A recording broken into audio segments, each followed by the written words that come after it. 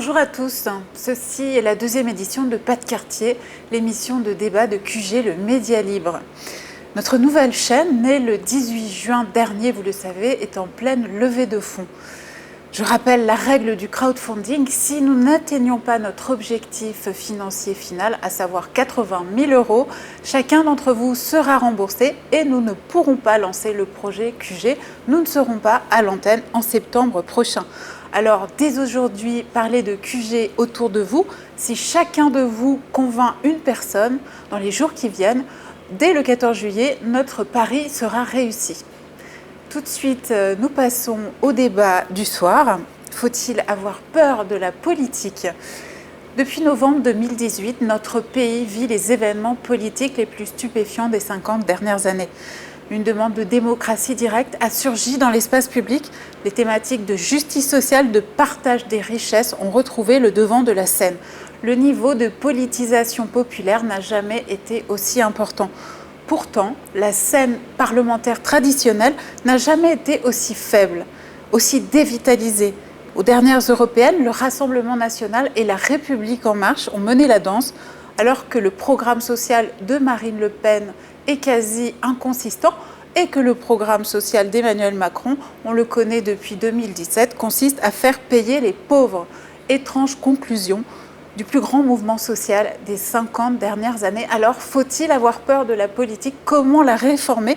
Comment la refonder sur des bases populaires ? Ce sera le thème du débat ce soir avec mes trois invités. Et tout de suite, Emmanuel Todd, historien et démographe, qu'on ne présente plus. Vous êtes l'auteur de très nombreux classiques, parmi lesquels La chute finale ou L'illusion économique. Philippe Deveul, bonsoir. Bonsoir. Vous êtes avocat, vous êtes le cofondateur de Robe Noire et Gilets jaunes avec David Libeskind, un collectif d'avocats et de juristes qui a pris en charge la cause des Gilets jaunes depuis novembre, depuis le début du mouvement. Et vous êtes par ailleurs membre d'un parti, d'un mouvement, d'une association politique depuis 17 ans. Appelée La Droite Libre. La Droite Libre. Manon Le Breton, merci d'être avec nous. Bonsoir. Vous êtes enseignante dans le secondaire. Vous avez été candidate pour la France Insoumise aux dernières européennes. Vous venez de claquer la porte du mouvement de Jean-Luc Mélenchon et vous vous en êtes expliqué, ainsi que d'autres camarades de combat dans différentes tribunes. Nous en reparlerons au cours de la soirée. Alors, Philippe Deveul, je crois que vous avez défendu parmi les nombreux gilets jaunes connus et moins connus que vous avez suivis cet hiver, vous avez défendu Jérôme Rodriguez. Oui, au départ, j'ai défendu Jérôme. Quand il est tombé, j'étais à 500 mètres de lui. Donc, place de la Bastille, j'étais rue Saint-Antoine, en face de l'école où j'étais quand j'étais plus jeune, l'école des Francs-Bourgeois. Et j'avais ramassé un de mes amis qui s'était fait agresser d'ailleurs par des manifestants, Antifa. Il s'était évanoui, j'avais les mains dans le sang de ses blessures et on me dit Jérôme est tombé. Alors j'ai fait évacuer mon ami par moto aux urgences et tout de suite je me suis préoccupé du cas de Jérôme. Je suis allé le rejoindre, lui et sa famille, à l'hôpital Saint-Antoine. Et on a pris les choses en main et puis je me suis retrouvé dans un tourbillon. Et après, les choses ont avancé. Je me suis occupé aussi du procès d'Étinger, où j'étais l'avocat de la femme au bonnet rouge, Gwenaëlle, qui était cette femme violentée par le garde mobile à ce moment-là et qui provoque le courroux de Christophe d'Étinger et qui dégage, qui rosse le gendarme au sol et qui va après bondir sur le pont et s'en prendre un autre gendarme sur le bouclier. Donc tout ça a enchaîné plein de choses et récemment je suis aussi l'avocat de l'abbé Michel à Évreux qui à la fin de son office a chanté la fameuse chanson. Peut-être que je vais la chanter tout à l'heure, pas tout de suite. Pourquoi pas tout de suite ? Si on la chante ensemble. Mais je ne sais pas de quoi vous parlez, moi je suis débranché. Quoi. Ah bon, d'accord. On vous écoute, Philippe Deveul. C'est Emmanuel Macron. Ô tête de con, on vient te chercher chez toi. Emmanuel Macron, ô tête de con, on vient te chercher chez toi. Donc c'est une chanson qui est reprise.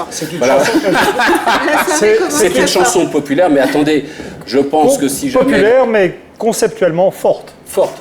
Donc si jamais j'ai une interpellation, je compte sur vous pour en parler et me soutenir. Vous savez, moi je ne crains pas la prison, étant donné que je suis un avocat menacé déjà par les islamistes, que M. Castaner a suspendu ma sécurité. Je suis en titane. Vous aurez évidemment le soutien de QG. Voilà, au moins, vous voyez, je vous donne déjà des travaux pour l'été. Alors, Jérôme Rodriguez, que vous avez défendu justement, affirmait récemment dans un live, puisqu'il a repris ses lives pour la première fois depuis sa blessure fin janvier, que s'il y a moins de gens dans les manifestations le samedi, il y a tout autant de gilets jaunes dans le cœur et dans la tête, et que rien n'affaiblit en termes de mobilisation depuis 6 mois. Est-ce que vous partagez cette analyse? Je la partage. Il est vrai qu'avec la violence d'État, c'est-à-dire l'instrumentalisation des forces de l'ordre faite par notre cher ministre Castaner, qui à mon avis ne va pas faire honneur à l'histoire de France, sous évidemment le contrôle du président de la République Macron, eh bien, il est normal qu'il y ait une pause ou un arrêt, parce que quelqu'un qui va à une manifestation pense tout de suite à une garde à vue, pense à un LBD, pense à des violences. Enfin, c'est quelque chose qui fait peur. Et qui dit garde à vue dit éventuellement prison. Et c'est vrai. Pendant que je vous parle, il y a plein de gilets jaunes qui croupissent en prison et qui n'étaient pas connus, et qui n'avaient jamais été condamnés par la justice auparavant. Alors qu'il y a on va commencer fort, c'est qu'il y a des délinquants connus, qui ont fait de la prison, qui repassent devant le juge pour des infractions, des délits commis sur les personnes, ce que je n'aime pas du tout, gratuitement, pour de l'argent. Eux vont être condamnés parfois du sursis, ou même condamnés à de la prison, et ressortir à la barbe et au nez des forces de l'ordre qui vont les interpeller. Alors, Emmanuel Taz, vous avez dit d'une certaine façon, à contrario, que ceux qui continuent à être présents dans la rue aujourd'hui sont une population finalement différente de celle qui manifestait au début, et qu'on est plutôt sur de la gauche radicale plutôt que sur la population transpartisane du début. Je ne sais pas, moi j'essaie de travailler sur ce qui se passe dans mon champ de compétences en fait. Et donc en tant qu'historien, donc je suis en train d'essayer de faire un effort pour remettre ce mouvement qui pour moi est un véritable basculement historique en perspective. Alors d'abord, je crois que c'est l'importance qu'il faut rappeler toujours, c'est que les Gilets jaunes ont gagné. C'est-à-dire que Macron a perdu il y a un moment donné, en décembre, où ils étaient tous terrés dans leur ministère et ils ont lâché sur les mesures. C'est quelque chose qu'il ne faut jamais oublier. C'est-à-dire, je pense que toutes les réflexions sur est-ce que le mouvement continue, est-ce qu'il ne continue pas, c'est très important. Mais je pense qu'il faut déjà acter le fait que le gouvernement a perdu et que la montée de cette, ou plutôt la remontée à un stade supérieur de la violence d'État est une manifestation de cette défaite.